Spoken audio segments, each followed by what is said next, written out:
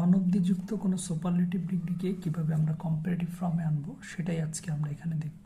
তো ওয়ান অব্দিযুক্ত কোনো superlative degree থাকলে প্রথমে আমরা সাবজেক্টটাকে স্থির রাখবো, ভার্বটাকেও স্থির রাখবো, দেন একটা কম্পারেটিভ ফর্ম বসাবো।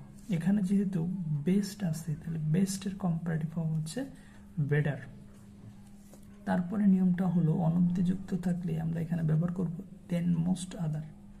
সুপারলেটিভের পরের যে অংশটুকু আছে সেইটুকু হুবহুব এখানে বসে যাবে, তাহলে বয়েজ ইন দ্য স্কুল হুবহুব এখানে বসে গেল, দ্যাটস ইট।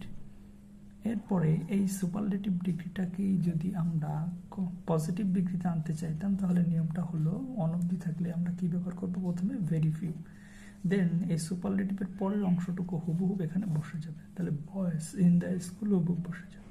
এরপর একটা ভার্ব আসবে, এটার ভার্ব হচ্ছে ইজ, যেহেতু এটা একটা সিঙ্গুলার সাবজেক্ট ছিল যে ভার্ব এখানে ইজ, কিন্তু এখানে সাবজেক্টটা হলো কি প্লুরাল, তাহলে ভার্বটাও কি হবে প্লুরাল, যার জন্য এখানে কি হয়েছে আর।